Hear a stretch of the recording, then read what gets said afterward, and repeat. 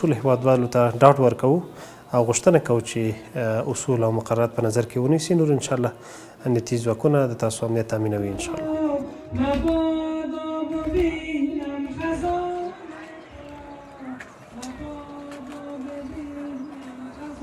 روز اول محرم تا فعلا که روز نهم محرم است، امنیت خیلی به وجه احسنش برگزار شده. امنیت ما را گرفتن، هم از قطعه 01، هم از حوزه اول امنیتی پلیس، حوزه اول استخبارات همینجا شب و روز وظیفه انجام دادن. که مردم میاد دیگه در تکیه خانه می عزاداری میکنه، برای مراسم میاد. من زینبم، مرا به چشم غارت مکن نظر، با یک اشاره کاخ تو زیر و زبر کنم. د عاشورا د نهمې ورځې په مناسبت د کابل ښار په بیلابیلو سیمو کې زرګونو کسانو په مذهبي مراسمو کې ګډون وکړ. هغه مراسم چې د پراخو امنیتي تدابیرو تر سیوري لاندې په ارام او خوندي فضا کې ترسره شول. د کابل ښار په مهمو لارو، څلور لارو، تکیه خانو او د مراسمو د ترسره کېدو په ځایونو کې امنیتي ځواکونو ځانګړي تدابیر نیولي وو. د ښار په ګڼو برخو کې د امنیتي ځواکونو حضور د پام وړ و او د خلکو د امنیت د خوندي کولو لپاره یې د څارنې او پلټنې چارې هم پر مخ وړلې. ټول هیوادوالو ته ډاډ ورکوو او غوښتنه کوو چې اصول او مقررات په نظر کې ونیسي. نور انشاءالله امنیتي ځواکونه د تاسو امنیت تامینوي انشاءالله. ماشاءالله امنیت خیلی فوق‌العاده است، خیلی عالی است. اتر نامنی نیست که در وجود محبان آل بیت یا محرم که در میان آمده باشه خیلی فوق‌العاده است. خداوند از اینا راضی باشه، اینا از خداوند راضی باشه. امنیت خیلی فوق‌العاده است، خیلی عالی است، خیلی دیگر امنیت صحیح است دیگر. مجاهدین از نظامی ها امنیت برقرار است الحمدلله. امنیت مردمی هم است، خصوصیاتی نظامی امنیت گرفته دیگه. در کوچه و پس کوچه نظامی هست. خودتان میبینید که مردم میاد دیگه در تکیه خانه می عزاداری میکنه، برای مراسم میاد. د تکیه خانو مسئولین وایي چې سږ کال د عاشورا د مراسمو لپاره مناسب امنیتي چاپیریال برابر شوی او ګډونوالو وکولی شول خپل مذهبي مراسم په ډاډمنه فضا کې ترسره کړي. د هغوی په خبره د امنیتي ځواکونو همغږي او چمتووالی د مراسمو د ښه تنظیم او امنیت په ټینګښت کې مهم رول درلود. د هغوی په خبره د امنیتي ځواکونو همغږي او چمتووالی د مراسمو د ښه تنظیم او امنیت په ټینګښت کې مهم رول لري. سید مجتبی امیری هستم، یک تن از فراشان تکیه خانه عمومی چندول و همچنان مسئول سقفخانه صاحب زمان سر چهارراهی تکیه خانه عمومی. الحمدلله امنیت خوب بوده. از روز اول پرسنل امنیتی هم از قطعه 01، هم از حوزه اول امنیتی پلیس، حوزه اول استخبارات همینجا شب و روز وظیفه انجام دادن و همچنان فراشایی که کارمندان، ما فراش میگم، همین کارمندای خود تکیه خانه عمومی شندول شب و روز در حالت پیره و گزمن نوبتوار همینجا می باشند تا فل حال. الحمدلله شکر کدام اتفاقی هم رخ نداده و نیروی امنیتی هم خوب است، وظیفه اجرا میکنن، راضی هستیم از الحمدلله. هیچ کدام حادثه فعلا رخ نداده.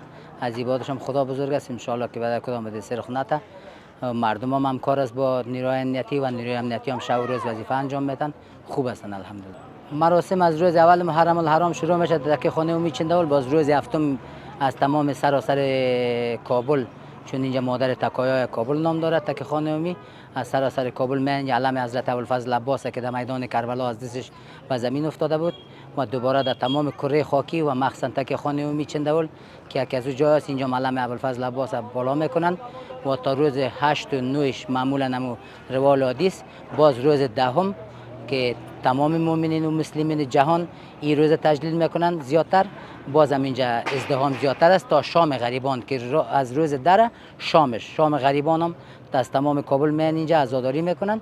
باز شام غریب بعد از شام غریبان تا 13 تا 48 برنامه کم کم ادامه داره، از این ازدحام میمانه. روز اول محرم تا فعلا که روز نهم محرم است، امنیت خیلی به وجه احسنش برگزار شده. امنیت ما را گرفتن نیروهای امارت اسلامی، قطعه 01، قطعه وزارت داخله و ریاست عمومی امنیت ملی، کارمندان حوزه و تمامشان امنیت ما را به خوبی خوشی همراه ما همکار هستند و ما امنیت خود به خوبی امنیت ما را گرفته و تامین است امنیت ما تا فعلا.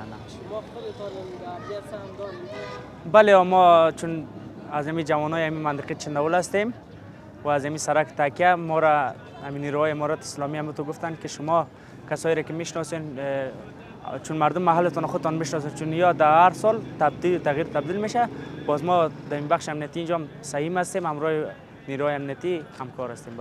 بله ما که هستیم این کمربند سرک از طرف باغ قاضی که مین و از طرف شفاخانه ابن سینا ما از این طرف مردم تلاشی میکنیم و طرف سینمای پامیر که است از دو طرف هم مردم که میاد از دو طرف تلاشی میشه به خاطر تکیه خانه عمومی چون در بند قرار گرفتن. نه خیر خدا را شکر کدام حادثه تا فعلا رخ نداده و ان شاءالله که رخ هم نمیته چون امنیت ملی و تمامشان ریاست استخبارات که قبلا هم عرض کردم سفریه کلشان با امروی ما همکار است و امنیت به خوبی خوشی تامین کرده تا فعلا هیچ مشکلی نیست هیچ نوع مشکل امنیتی ما نداریم.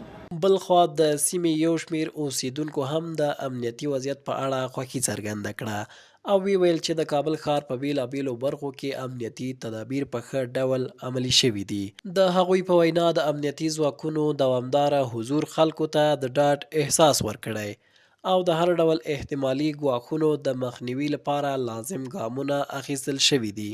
په ورته وخت کې د شورا د مراسمو ګډونوالو د امنیتي ځواکونو له هڅو ستاینه وکړه او زیاته کړه چې د امنیت تأمین نه یوازې د مراسمو د ښه ترسره کېدو زمینه برابروي بلکې د خلکو ترمنځ د باور او ډاډ فضا هم پیاوړې کیږي.